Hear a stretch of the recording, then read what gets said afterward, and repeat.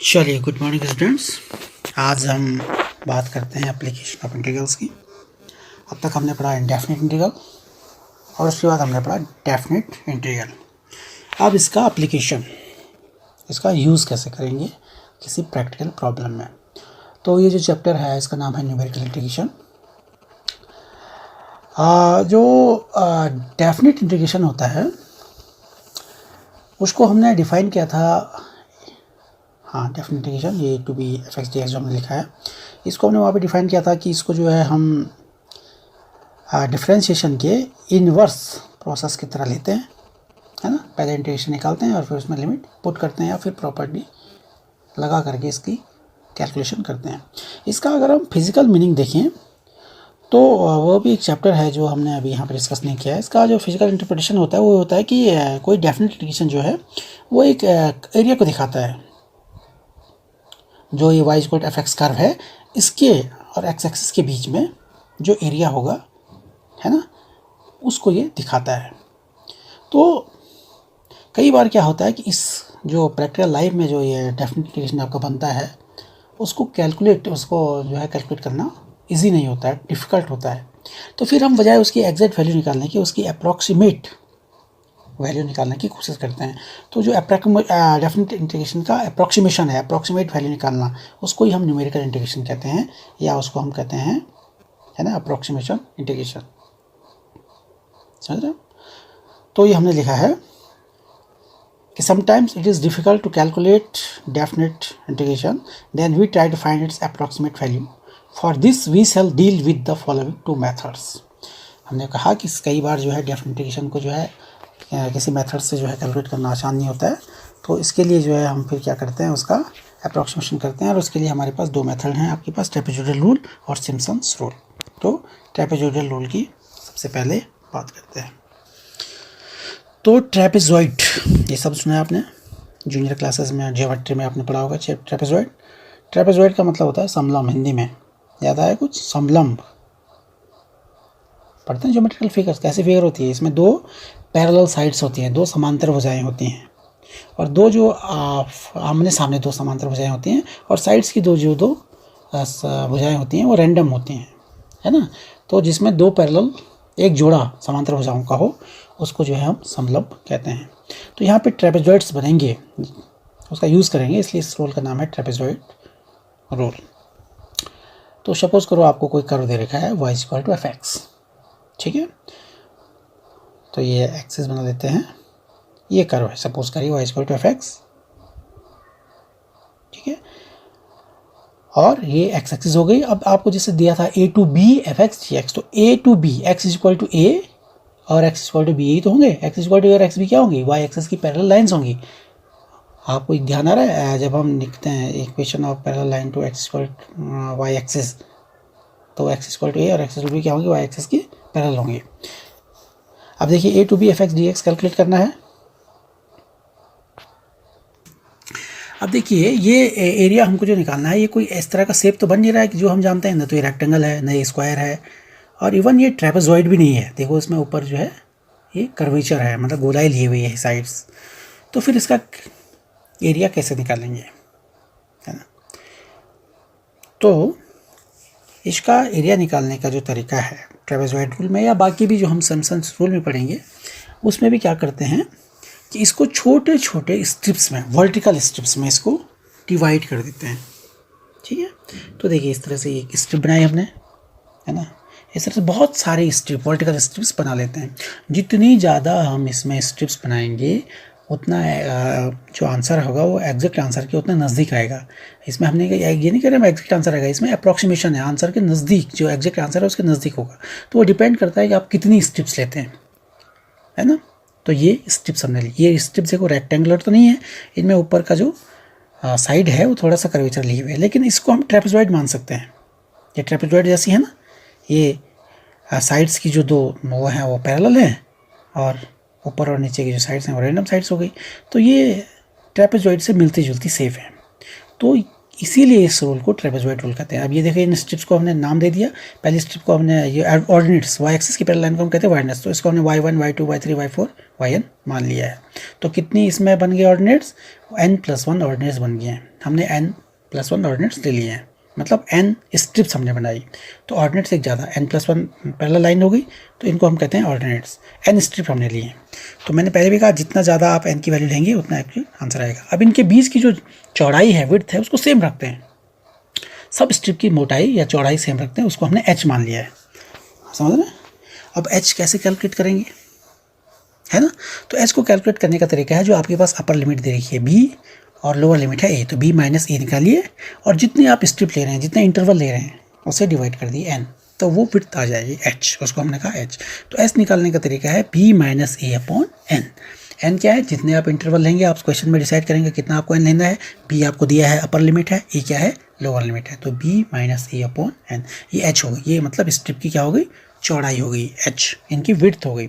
और सब विड्थ हमेशा सेम रखनी है, ऐसा नहीं कि पहली स्ट्रिप की विड्थ अलग है दूसरी की अलग है, जितनी भी आप स्ट्रिप बनाएंगे, जितनी भी आप जो है इंटरवल लेंगे, विड्थ सबकी सेम रखनी है, वो है h। तो h की वैल्यू कैलकुलेट हो गई।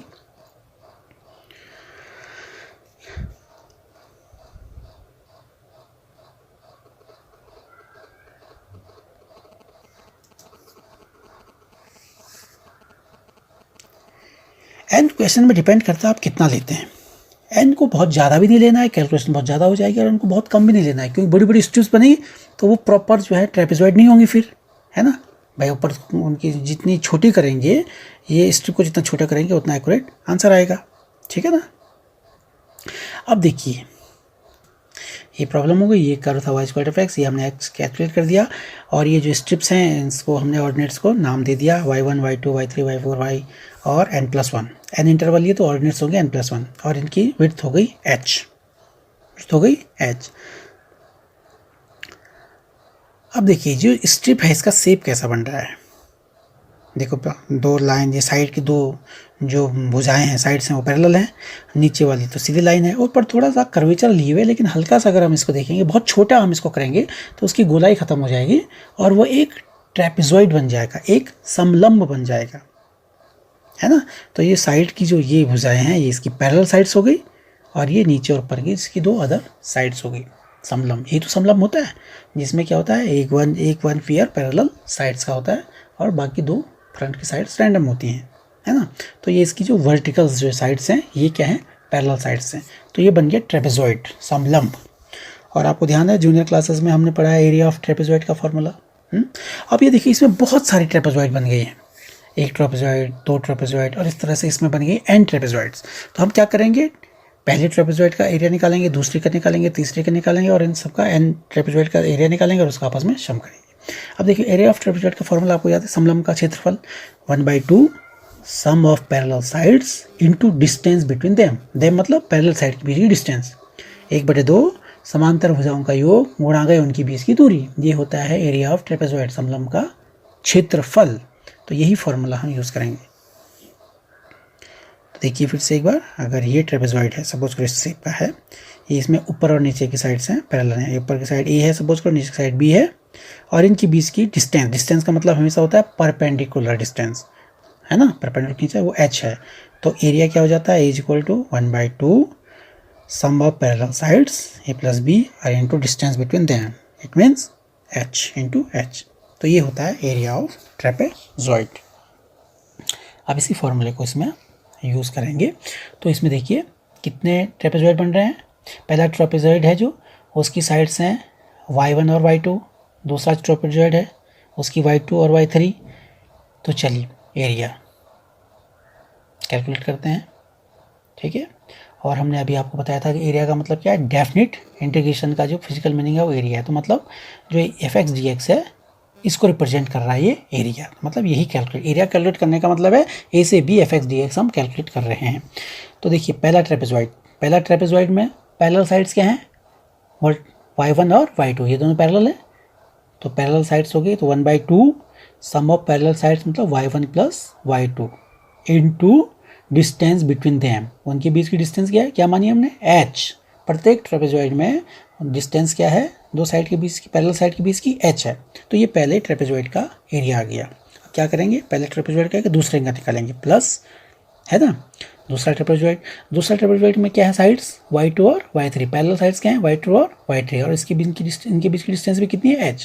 तो दूसरे ट्रेपेजॉइड का एरिया हो गया, दूसरे समलंब का एरिया हो गया 1/2 sum of parallel sides y2 + y3 and distance between them into h। ये दूसरे ट्रेपेजॉइड का एरिया हो गया। ऐसे तीसरे का निकाल लेंगे, शोन कितने n ट्रेपेजॉइड हैं।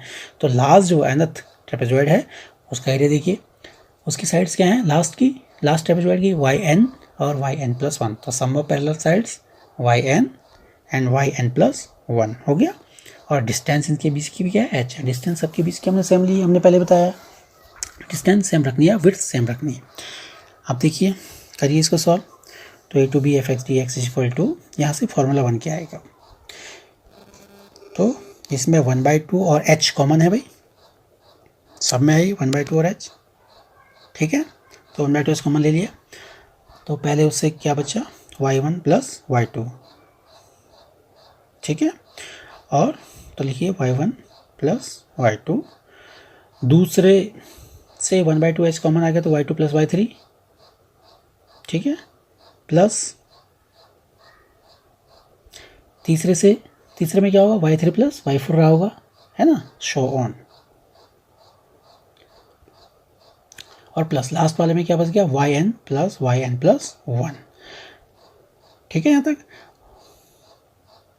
और लास्ट से जस्ट पहले जो इस ट्रेपेजॉइड रहेगा उसमें क्या आया होगा yn, और उससे पहले आया होगा yn-1 आया होगा, नहीं होगा, उसकी साइड्स yn-1 और yn आई होंगी, है ना।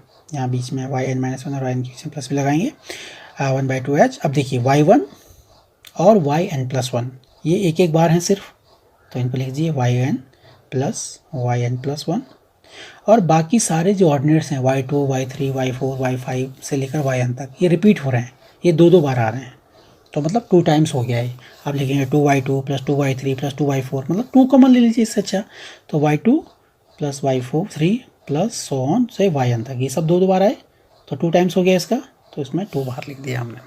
तो ये जो है आपका फॉर्मूला बन गया है, ठीक है ना। तो क्या हो गया formula, h/2 y1 + yn+1 + 2 y2 + y3 + so on yn। तो आप लिखेंगे एरिया = या ये हो गया इंटरवल, h क्या है इंटरवल, तो इंटरवल अपॉन 2, जो आपने इंटरवल माना था h उसको आप कैलकुलेट करेंगे b - a/n से, तो h/2। y1 क्या था, फर्स्ट ऑर्डिनेट, जो पहला ऑर्डिनेट आता है ना, और yn+1 क्या था, लास्ट ऑर्डिनेट, तो आप लिखेंगे first ordinate plus last ordinate, जो आप भी जिस भी प्रॉब्लम को आप कर रहे हैं उसमें जो फर्स्ट ऑर्डिनेट आप मानेंगे उसको लिया, और प्लस जो लास्ट ऑर्डिनेट उसमें आया उसको लिया, उन दोनों का सम लिया प्लस, ठीक है 2।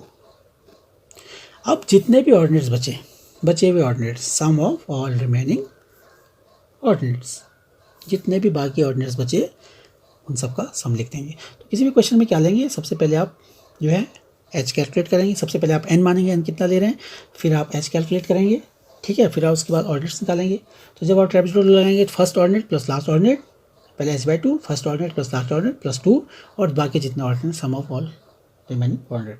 तो ये आपका फॉर्मूला बन गया, ये आपको याद रखना है ना। तो a to b f(x) dx by trapezoidal rule, ठीक है, h/2 ओके, y1 मतलब फर्स्ट ऑर्डिनेट और yn+1। जब आप n+1 इंटरवल लेते हैं तो लास्ट ऑर्डिनेट कितना होता है, n+1 होता है, एक ज़्यादा होता है उससे, तो first ordinate plus last ordinates और 2 लगाएंगे, और इनकी 2 के अलावा बाकी जितने ऑर्डिनेट्स हैं उनका सम लिखेंगे y2, y3, y4 सो yn। तो ये ट्रेपेजॉइडल रूल का फॉर्मूला है। अब इस पर एक एग्जाम्पल लिख करके उसको सॉल्व करने की कोशिश करते हैं, है ना।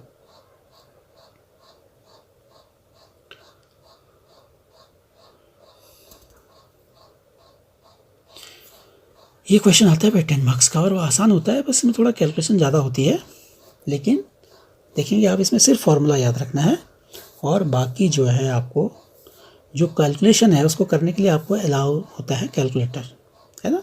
आप कैलकुलेटर की मदद ले सकते हैं एग्ज़ाम में, बहुत टफ नहीं होती है, प्लस माइनस ही करना होता है कैलकुलेट। थोड़ा कंसंट्रेशन की आवश्यकता होती है इसमें, है ना, क्योंकि कैलकुलेशन में मिस्टेक होती है और बच्चे फॉर्मूले में भी थोड़ा कंफ्यूज करते हैं। अगर आप इसको ठीक से कंसंट्रेशन बना कर के अपना इसको करें तो आपके 10 नंबर पक्के हैं, ठीक है। तो मुझे उम्मीद है आप फोकस करेंगे इस पर, ठीक है ना। तो चलिए एग्जाम्पल लेते हैं इसका। Evaluate 0 to a 1/1 + x up to 3 decimal places लिखा है बाय ट्रेपेजोइडल रूल और n = 8। इसने क्वेश्चन में n दिया है, नहीं भी दिया हो सकता है। n आप कितना भी ले सकते हैं, मैंने कहा n आप 2 भी ले सकते हैं, n आप 10 भी ले सकते हैं, n आप 20 भी ले सकते हैं, लेकिन बहुत ज़्यादा लेंगे तो बहुत ज़्यादा कैलकुलेशन हो जाएगी। तो n को कोशिश करनी चाहिए कि हम 4 से 10 के बीच में लें, ठीक है। जैसा भी आपके पास टाइम होता है, जितना भी एक्यूरेट आप आंसर निकालना चाहते हैं।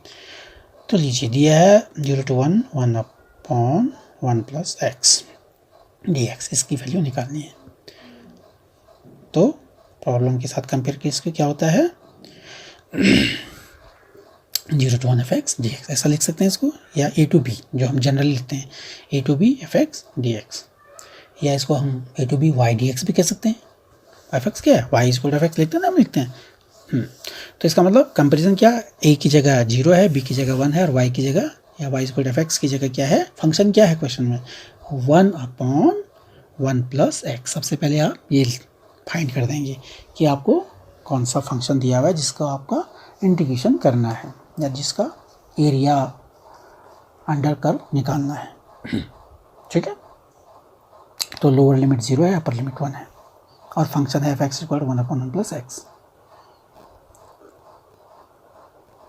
h = b - a/n बताया था और n = इसमें पहले ही दिया है, n = कितना लेना है 8 दे रखा है, ठीक है। नहीं भी दिया होगा किसी क्वेश्चन में तो आप n मानेंगे, और ट्रेपेजोइडल रूल में जो है n को मानने में कोई बाउंडेशन नहीं है, क्या लेना है। तो ये हो गया 1 - 0/8, ठीक है। तो 1/8 हो गया, कैलकुलेट करेंगे तो ये 0.125 आ गया, ठीक है। तो h = आपका आ गया 0.125। पहला स्टेप पूरा हो गया है, ठीक है। अब ऑर्डिनेट्स कैलकुलेट करने हैं y1 y2, तो उससे पहले जो है x कोऑर्डिनेट डिफाइन करने पड़ेंगे। भाई y की वैल्यू मतलब y मतलब फंक्शन की वैल्यू किस पे निकालेंगे, और ये इंटरवल हमने बनाए हैं, है ना। तो पहला x की वैल्यू पहली क्या है 0 और x की लास्ट वैल्यू क्या है 1। तो एरिया अंडर कर्व कहाँ से कहाँ तक निकालना है, x = 0 से x = 1 तक निकालना है। इसका मतलब ये है कि x = 0 से x = 1 तक निकालना है। तो पहले हम x के इंटरवल करते हैं। तो पहला x क्या लेंगे, जो लोअर लिमिट है, पहला x हमने क्या लिया लोअर लिमिट। तो पहला x लोअर लिमिट क्या है 0, ठीक है। तो पहला आपका जो है x कोऑर्डिनेट हो गया 0, इसको हम जो है x1 कहेंगे, है ना, ऐसा नाम देंगे इनको x1 x2। अब x2 क्या होगा, जो x1 है उसमें h जोड़ेंगे। x1 क्या था 0, तो हमने क्या कर दिया 0 + h, है ना, x1 में h। ऐसे तो आगे बढ़ेंगे, h की विड्थ थी ना, उनके बीच में गैप कितना था h का, तो h सम करते जाएंगे प्रीवियस वैल्यू में। तो इस तरह से हमें x कोऑर्डिनेट की जो इंटरवल हमने बनाए थे, स्ट्रिप्स बनाई थी, उन स्ट्रिप्स के जो है उसके x कोऑर्डिनेट्स मिलते जाएंगे। इसके बाद x3 लेंगे तो x2 + h करेंगे, है ना। x3 का मतलब है x2 + h। ऐसी तो हमने स्ट्रिप बनाई थी, h विड्थ की स्ट्रिप बना रहे हैं हम, है ना। तो x2 + h, तो ये हो गया 0.250। सिंपल कैलकुलेशन है, इतना तो आप बिना कैलकुलेटर्स के भी कर सकते हैं। फिर x4 लेंगे,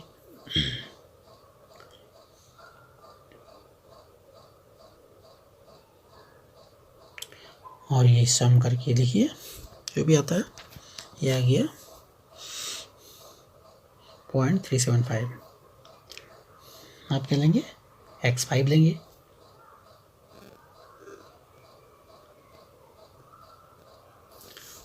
तो x5 क्या होगा x4 + h होगा, और x4 था 0.375, है ना, नहीं हाँ, और उसमें सम करके आ गया 0.5 आ गया। x6 लिया हमने, तो x5 + h करिए कैलकुलेट करके, ये आ गया 0.5 + 0.25, तो ये हो गया 0.625 हो गया, x7 कैलकुलेट करिए तो क्या हो जाएगा x6 प्लस h। कब तक कैलकुलेट करेंगे, कितने n लिए हैं, n स्क्वायर लिया है 8, तो x9 तक लिखना पड़ेगा, जितने इंटरवल होते हैं उससे एक ज़्यादा वैल्यू, ठीक है। x8 कैलकुलेट करेंगे तो x7 प्लस h हो गया,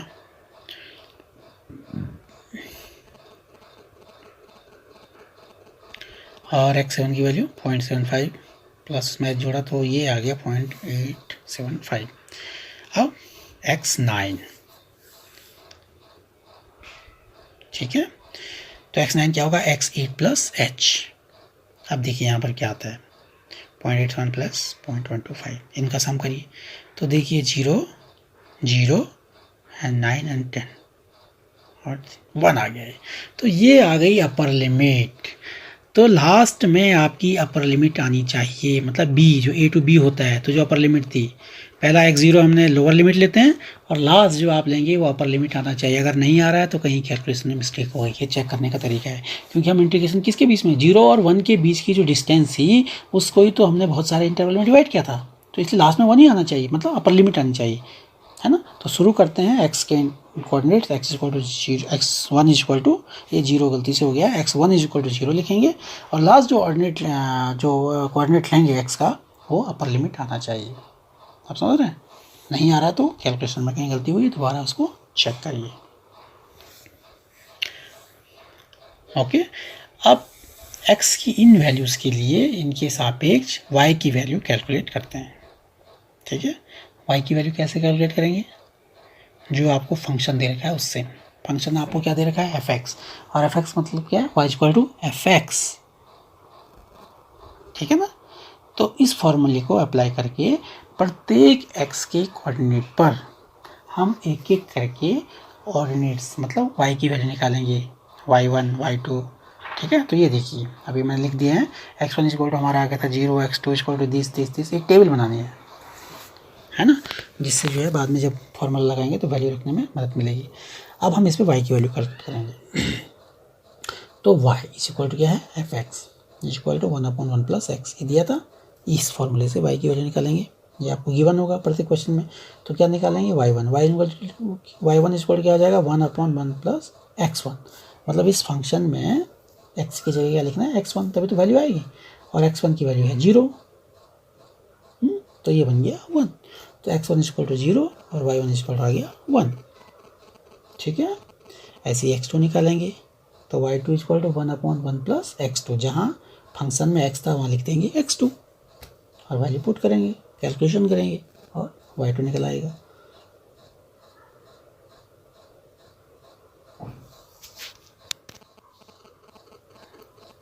ये हो गया 1/1.125, ठीक है, और इसको करिए डिवाइड, कैलकुलेटर में कर लेते हैं, ये आ गया 8.8 समथिंग।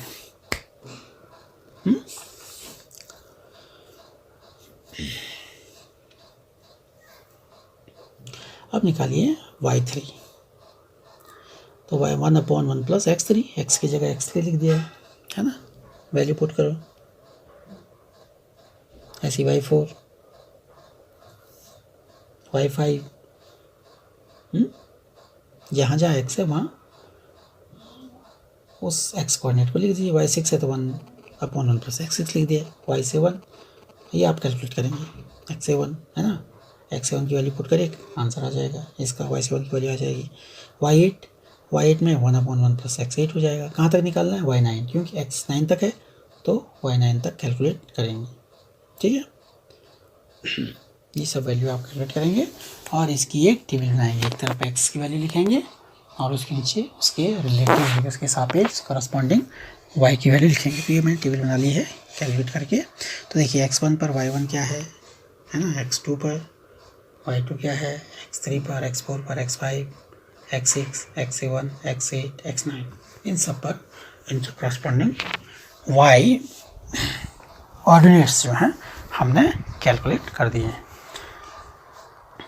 इस काम में थोड़ा टाइम लगेगा, कैलकुलेशन थोड़ा सा है, आप इसके लिए एग्ज़ाम में कैलकुलेटर यूज़ करते हैं, सिंपल कैलकुलेटर, प्रोग्राम कैलकुलेटर नहीं, जिसमें प्रोग्राम में हो सके ऐसा कैलकुलेटर नहीं है ना। कैसियो का जो कैलकुलेटर आता है जो आप यूज़ करते हैं उसको आप लेके आ सकते हैं। थोड़ा सा कंसंट्रेशन की जरूरत पड़ेगी आपको। डेसिमल के 4 प्लेसेस तक हम ले रहे हैं इसमें।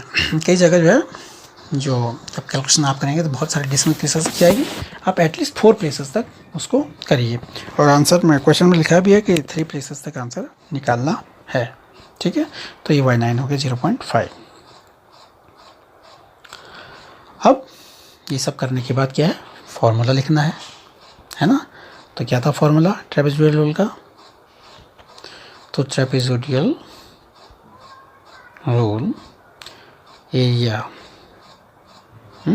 मीन्स ए टू बी, या यहाँ पर जैसे आपको A to B F x D X is equal to H by 2, याद करिए, first ordinate y1 plus last ordinate yn plus 1 plus 2 remaining ordinates. तो क्या रिमेन हो गया, y2 y3 y4 and so on yn तक।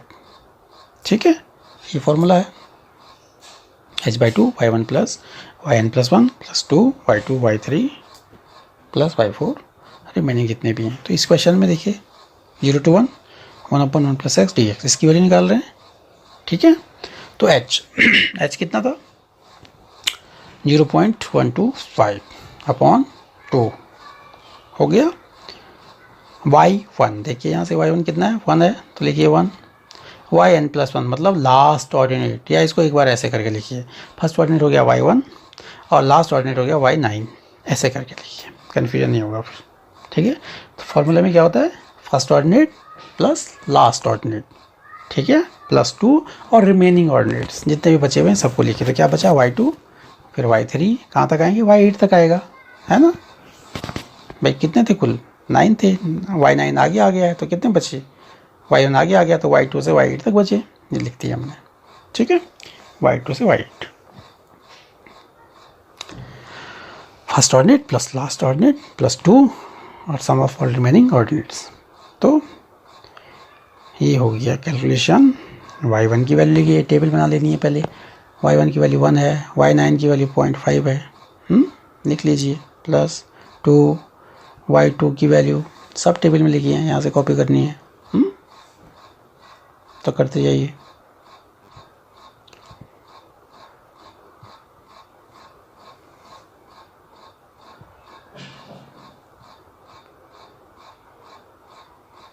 ये लिख दिए 7273 y4 की वैल्यू प्लस y5 की वैल्यू 0.667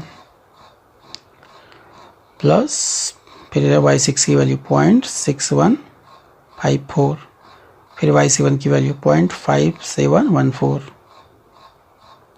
फिर y8 की वैल्यू 0.5333। y8 तक ही लिखना था। देखो ये थोड़ा सा कंसंट्रेशन का मामला है, ऊपर से नीचे वाली निकालनी लिखनी है, उसमें थोड़ा ध्यान रखना है गलत वाली ना हो जाए, थोड़ा आंसर में फ़र्क पड़ता है, लेकिन इसमें आंसर ज़्यादा इंपॉर्टेंट नहीं है, जब बताएंगे। ये हो गया कैलकुलेशन, ये हो गया 1.5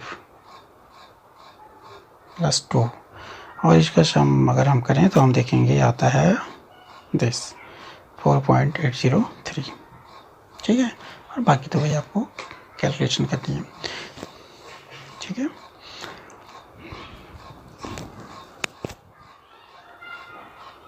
तो ये अगर हम कैलकुलेट करके देखें तो ये आ रहा है 11.106।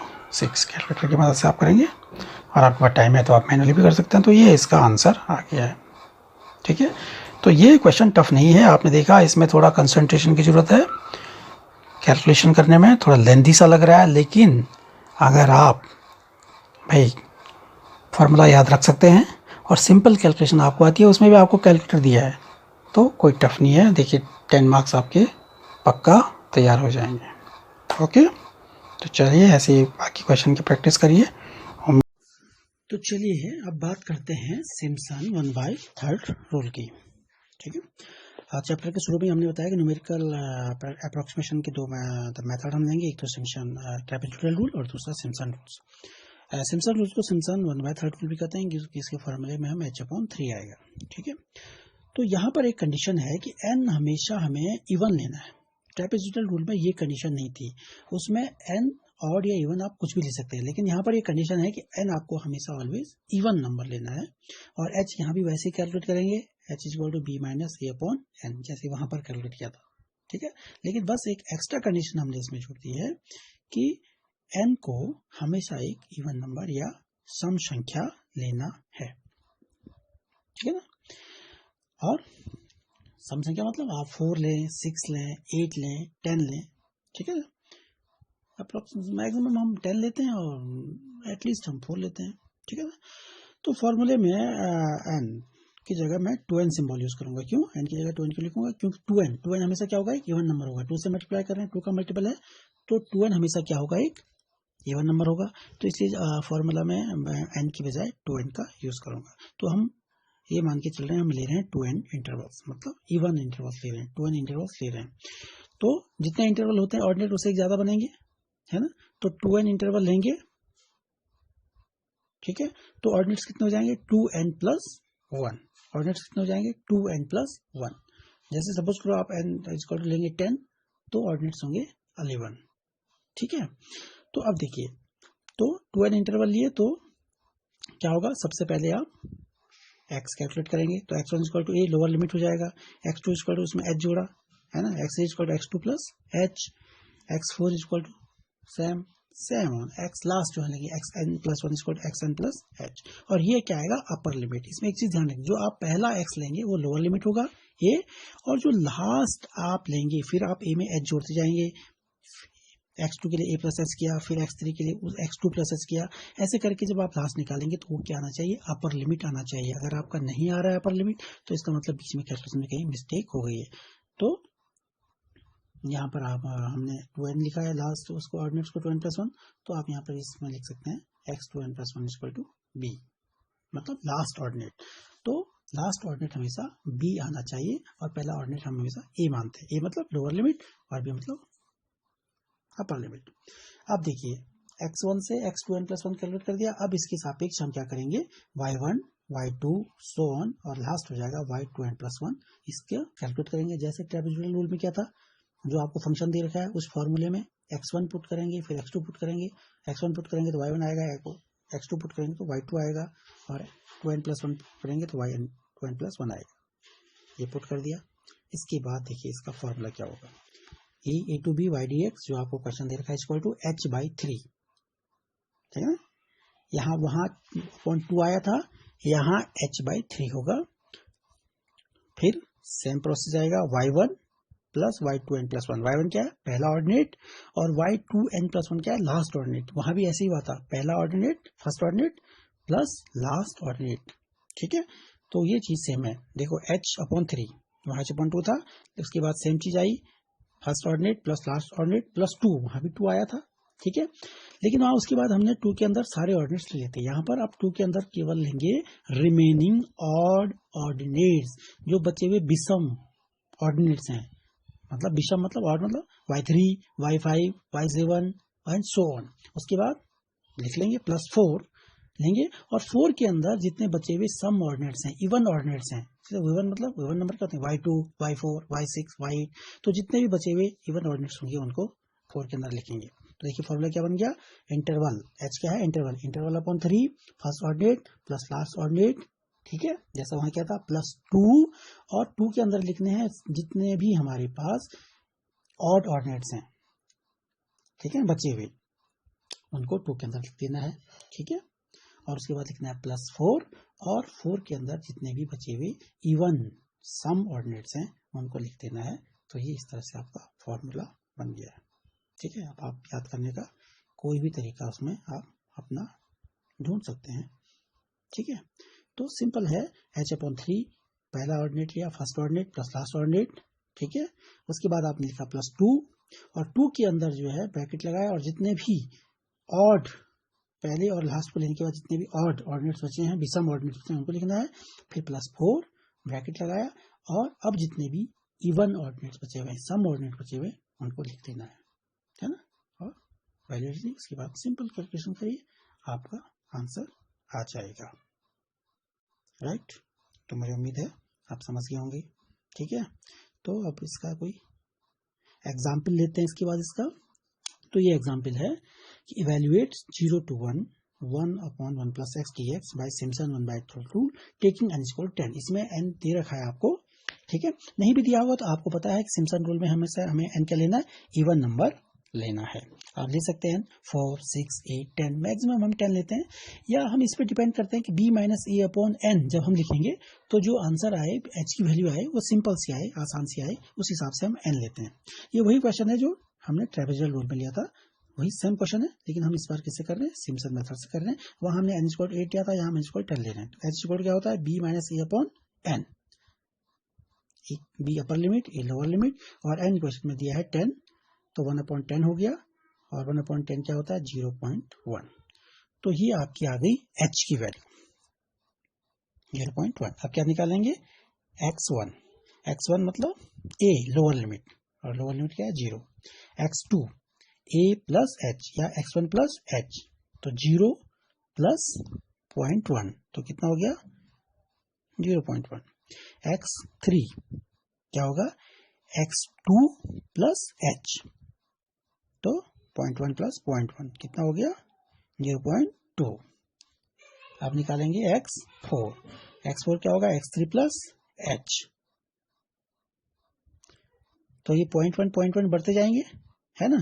तो x5 हो गया 0.4, x6 0.1 बढ़ेगा, क्योंकि h की वैल्यू क्या है 0.1 है, तो 0.1 आप बढ़ाते जाएंगे। तो x7 हो गया 0.6 होगा, नहीं होगा, 0.1 जोड़ेंगे इसमें x6 में, यस। x8 0.7, ऐसे ही x9 कहाँ तक कैलकुलेट करेंगे, जब तक हमें अपर लिमिट नहीं मिल जाती। अपर लिमिट क्या है 1, तो देखिए जब तक 1 नहीं आएगा तब तक आप निकालते जाइए वैल्यू। x10 हो गया 0.9, x11 अब देखिए 0.9 प्लस 0.1 कितना हो गया 1, तो देखिए अब आ गई b मिल गया आपको। और वैसे भी हमने कहा था जितना हम n लेते हैं ऑर्डिनेट उससे एक ज्यादा होता है, तो n स्क्वायर हमने 10 लिया था, तो ऑब्वियस है ऑर्डिनेट्स हमारे या जो हमारे कितने होंगे 11 होंगे, तो इसलिए हमें x11 तक कैलकुलेशन करना पड़ेगा। अब हमें निकालना है y, तो सबसे पहले हम क्या निकालेंगे y1, और y इक्वल टू है 1/1 प्लस x, मतलब y1 के लिए 1/1 प्लस x1, x की जगह क्या लिख दिया x1, तो x1 0 है ना, तो ये आ गया y2 1/1 प्लस x2, और x2 की वैल्यू है 0.1, और इसको कैलकुलेट करेंगे तो ये 1/1.1 हो जाएगा, है ना, और ये 0. जो भी आया 9091 आ गया। ये आप कैलकुलेटर इसमें यूज कर सकते हैं। ऐसे करके आप x3 पे निकालेंगे y3, x4 पे निकालेंगे y4, सो ऑन निकालते आप जाएंगे, है ना। तो सारी वैल्यू आप निकालेंगे y3, y4, y5, y6, y7, y8, y9, y10, y11, ठीक है। और फिर इसका एक टेबल बनाएंगे, एक तरफ x लिखेंगे और उसकी कॉरस्पॉन्डिंग वैल्यू x1 की वैल्यू, x1 पर y1 की वैल्यू क्या है, x का एक टेबल बनाएंगे, है ना। और सारी वैल्यू लिखने के बाद आप फॉर्मूला लगाएंगे, तो ये टेबल बन गई है। देखिए ये मैंने कैलकुलेट करके दिखाया आपको। x1 इक्वल टू 0 पर y1 1 है, x2 पर y2 की वैल्यू इतनी आई, है ना, x3 पर इतनी आई, x4 पर आई, सो ऑन कहाँ तक आएगा x11 तक, ठीक है।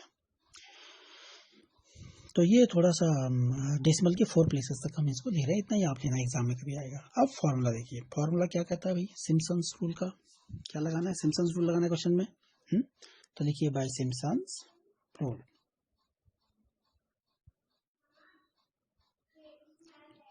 देखिए फॉर्मूला क्या था, a to b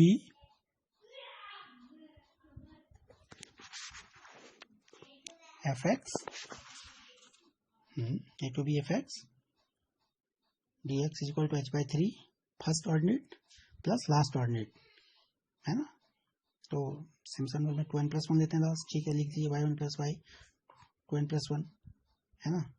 या आप ऐसे में कन्फ्यूजन होता है n+1 लें कि 2n+1, तो ऐसा करके लिख लीजिए first ordinate plus last ordinate, okay, plus 2, और इसके अंदर क्या लेते हैं, जितने भी ऑड ऑर्डिनेट्स हैं, ठीक है, प्लस 4, अब क्या लेते हैं, जितने भी हमारे पास रिमेनिंग इवन ऑर्डिनेट्स हैं, सम ऑर्डिनेट्स हैं, ये तो लेते हैं। आप रिकॉल करिए फॉर्मूले को, h की वैल्यू क्या थी 0.1, ठीक है ना, 0.1 थी, अपॉन 3 हो गया। फर्स्ट ऑर्डिनेट क्या है y1 और लास्ट ऑर्डिनेट क्या लिया है y11 है ना, 11 ऑर्डिनेट्स है यहाँ पर, तो y11 हो गया प्लस 2 ऑड ऑर्डिनेट्स y1 आ चुका है, y11 आ चुका है। अब ऑड विषम ऑर्डिनेट्स कौन से हुआ, पहला वो y3, फिर हो जाएगा y5, यही तो है विषम ऑड, फिर y7, फिर y9, इसके बाद y10 है तो वो तो इवन होता है।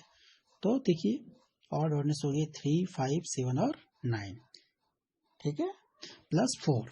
और अब क्या लेते हैं, जितने भी इवन ऑर्डिनेट्स हैं, तो क्या हो गया, पहला 2, फिर हो गया y4, फिर y6, फिर आएगा y8, फिर आएगा y10, यही तक तो है। फिर तो 11 है, 11 तो हम ले चुके हैं, और 11 वैसे भी ऑड होता है, तो 11 तो पहले में, लास्ट ऑर्डिनेट तो शुरू में आ जाता है ना। तो ये आ गया first ordinate plus last ordinate है ना, plus 2 all odd ordinates plus 4 all even ordinates. अब इन सब की वैल्यू क्या करेंगे, आप पुट करेंगे, ये हमने कैलकुलेट किया है, इन सब की वैल्यू पुट करिए और जो है कैलकुलेशन करनी है, सिंपल आंसर आ जाएगा। अब यहाँ पर इस वीडियो में मैं इतना सब कैलकुलेशन नहीं कर सकता हूँ, उम्मीद है आप करेंगे, है ना, तो आंसर लिख लेंगे। ये चैप्टर बहुत इंपॉर्टेंट है, इसमें थोड़ा कैलकुलेशन ज़्यादा है ना, लेकिन है बहुत आसान, है ना। अगर आपके पास कैलकुलेटर होगा तो आपके लिए बहुत आसान है। तो आपको क्या करना है, सिंपली जो है फॉर्मूला याद करना है ना, और कैलकुलेशन करनी है, और इस तरह से आप गेन कर सकते हैं 10 मार्क्स, ठीक है। ओके, तो मुझे उम्मीद है कि आपको ये आसान लगा होगा और आप थोड़ा मेहनत करके इसको सीख जाएंगे, राइट। Okay, good bye.